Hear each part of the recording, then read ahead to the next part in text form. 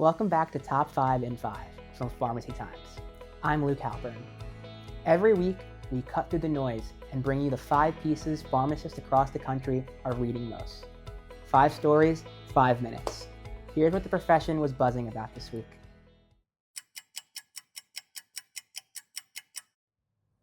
Rounding out our list this week is a fascinating look at GLP-1 medications through a lens you might not have considered: elite athletes and the Olympics. As GLP-1 use expands well beyond traditional diabetes management, questions are emerging about their implications for performance, body composition, and sports governance. For pharmacists, this piece is a useful reminder that the patient population for these medications is broader and more diverse than ever, and that the conversations around them are only getting more complex. At number 4, a closer look at the practical implications of recently passed PBM reform legislation with Ann Cassidy, Senior Vice President of Government Affairs at the National Community Pharmacists Association. Specifically, what it could mean for independent and community pharmacies going forward. Cassidy breaks down how changes to PBM business practices and transparency requirements might begin to correct long-standing reimbursement imbalances. Pharmacists have waited a long time for meaningful reform in this space, and Cassidy does an excellent job of translating the policy into real-world impact at the pharmacy level. Let's hear a little bit more from Ann Cassidy. Really, overall, what it does is it makes reforms in Medicare Part D to address the incentivizing of high-cost medications on insurance formularies. It addresses issues in the commercial marketplace so that plan sponsors are more aware of what's going on. It provides reporting by PBMs to plan sponsors. It also gets rid of commercial spread pricing.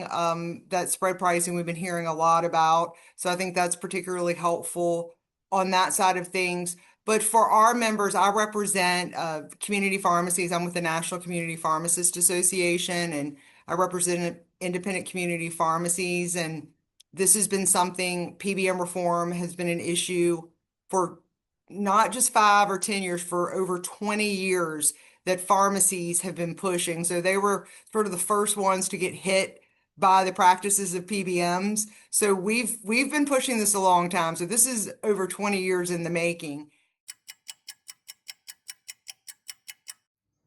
Coming in at the 3rd spot this week, striking new research showing that a GLP-1 combination therapy was associated with a 66% reduction in endometrial cancer risk.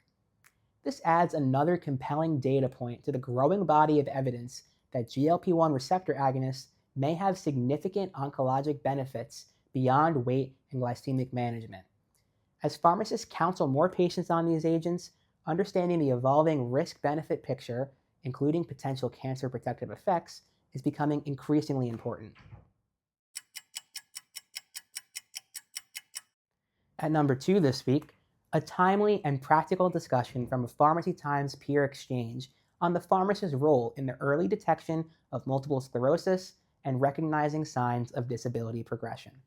Multiple sclerosis, or MS, is a condition where early intervention can meaningfully alter the disease course, and pharmacists, particularly in community and specialty settings, are often well positioned to notice red flags before a formal diagnosis is made. This panel discussion offers concrete, actionable guidance that's worth bookmarking regardless of your practice setting. And the most read article this week, the FDA's move to restrict mass-marketed compounded GLP-1 products. This one is generating serious conversation across the profession, and for good reason. As the compounding of semaglutide and tirzepatide surged during shortage periods, the regulatory environment around these products has remained murky. The FDA's latest action signals a significant shift, with potential ripple effects for compounding pharmacies, patients who've come to rely on these lower-cost alternatives, and the broader GLP-1 supply chain. If this story isn't already on your radar, it absolutely should be. And that wraps up this week's Top 5 in 5. With GLP-1s dominating the conversation from 3 different angles, it's clear this class of medications is reshaping pharmacy practice in real time. You can view all 5 pieces of content at pharmacytimes.com, and we'll see you next week for another 5 minutes of what matters most in pharmacy. Thanks for watching.